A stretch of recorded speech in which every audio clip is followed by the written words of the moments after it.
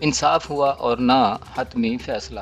Party funding case سے متعلق scrutiny committee کی رپورٹ کی صورت میں بس بھیانک حقائق سے متعلق ایک ہلکی سی جھلک نظر آئی ہے اور ایک ہلکی سی امید پیدا ہوئی ہے کہ شاید لاڈلی تحریک انصاف کے معاملے میں بھی کبھی انصاف ہو۔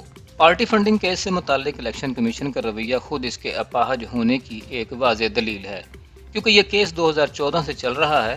8 سال ہو گئے، سینکڑوں سماعتیں ہوئیں، اکبر ایس بابر نے ہزاروں دستاویزات پیش کیں، لیکن اب بھی فیصلہ نہیں ہوا، بلکہ صرف اسکروٹنی کمیٹی کی رپورٹ سامنے آئی۔ اس رپورٹ سے واضح ہو گیا ہے کہ ہر کسی کی تلاشی لینے والے اپنی تلاشی دینے کو تیار نہیں۔ اسٹیٹ بینک آف پاکستان، جس کے سربراہ عمران خان کے نامزد کردہ رضا باکر ہیں، کی فراہم کردہ معلومات کے مطابق تحریک انصاف نے درجنوں اکاؤنٹس ظاہر نہیں کیے اور مغربی ممالک میں کمپنیاں بنا کر فنڈز لیے۔ میں اسے بھیانک حقائق کی ایک ہلکی سی جھلک اس لیے قرار دے رہا ہوں کہ کسی غیر جانبدار عدالت کا فیصلہ یا رپورٹ نہیں، بلکہ الیکشن کمیشن کو ایک تنہا شخص یعنی اکبر ایس بابر کے اصرار پر سرکاری اداروں کے فراہم کردہ حقائق ہیں۔ خود الیکشن کمیشن کی کمیٹی کہہ رہی ہے کہ اسے مکمل معلومات تک رسائی میں ناکامی ہوئی ہے۔ دوسری بات یہ مد نظر رکھنی چاہیے کہ یہ کیس کسی مخالف پارٹی نے شروع نہیں کیا، بلکہ اکبر ایس بابر، جو پارٹی کے بانی ممبر اور لمبے عرصے تک عمران خان کے دستے راست تھے اور پورے 7 سال تک پارٹی کے مرکزی سیکریٹری اطلاعات تھے، انہوں نے یہ ایشو اس وقت 2011 میں اٹھایا جب وہ پارٹی کے اندر تھے۔ پہلے انہوں نے یہ ایشو عمران خان کے ساتھ خلوتوں میں اٹھایا۔ جب سنوائی نہیں ہوئی تو انہوں نے ای میلز کے ذریعے عمران خان سے لمبے عرصے تک مکالمہ کیا، لیکن جب غیر قانونی طریقے سے فنڈز جمع کرنے اور خرد برد کرنے والوں کے خلاف کارروائی کی بجائے عمران خان ان سے ناراض ہوئے تو مجبوراً وہ اسے الیکشن کمیشن میں لے آئے۔ ان 8 برسوں میں پی ٹی آئی اور اس کے سرپرستوں نے اکبر ایس بابر کے خلاف ہر حربہ استعمال کیا۔ الیکٹرانک اور سوشل میڈیا پر ان کی کردار کشی کی گئی، انہیں دھمکیاں دی جاتی رہیں۔ ان کی والدہ کئی سال سے بستر مرگ پر پڑی تھیں اور اس عظیم ماں کو بھی تڑپایا گیا۔ کئی مرتبہ مختلف طریقوں سے رابطہ کر کے انہیں عہدوں کی پیشکش بھی کی گئی، لیکن اکبر ایس بابر ڈٹے رہے۔ اسی طرح اکبر ایس بابر کے پیچھے کوئی اور جماعت بھی کھڑی نہیں تھی۔ وہ اب بھی پی ٹی آئی کے ممبر ہیں اور حکمران جماعت بننے کے بعد تو پی ٹی آئی اور اس کے سرپرستوں نے ان کا جینا حرام کیا ہوا تھا۔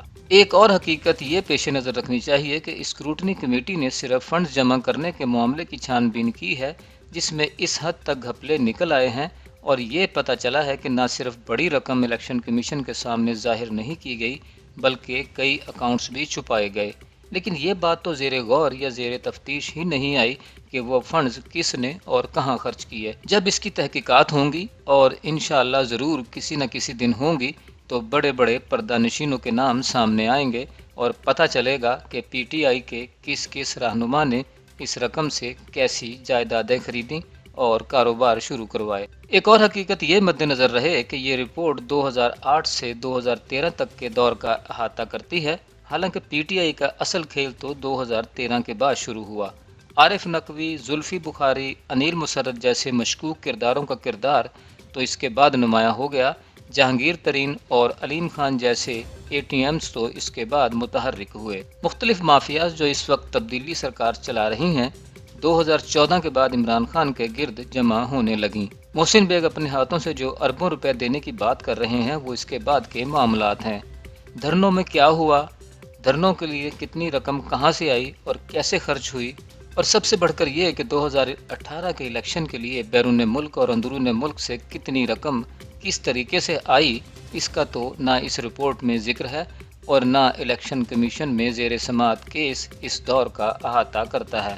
یہ رپورٹ تو صرف پی ٹی آئی کے برے دنوں یعنی 2008 سے 2013 تک کے دور سے متعلق ہے۔ اس رپورٹ میں ابراج گروپ کے عارف نقوی کے کردار کا بھی ذکر ہے جو برطانیہ میں فراڈ کے جرم میں گرفتار ہوئے، لیکن ان کے اس کردار کا ذکر نہیں کہ کس طرح وہ 2019 تک عمران خان سے منسلک رہے، حکومت بننے کے بعد وزیر اعظم ہاؤس میں نظر آتے رہے اور کس طرح سرکاری سطح پر ان کی کمپنی کو چین کے حوالے کرنے کی کوششیں ہوئیں۔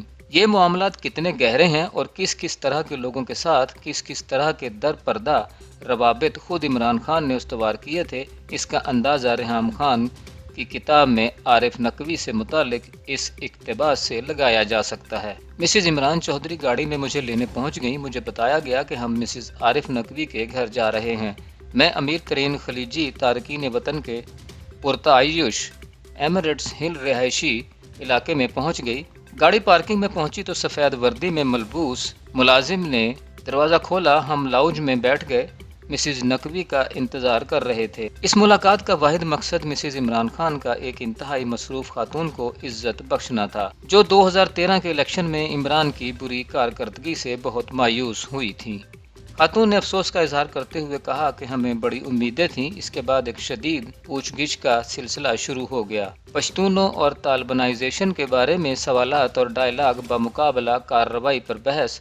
یہ خاتون کے پی میں انتہا پسندی کے بارے میں میرے خیالات جاننا چاہتی تھیں۔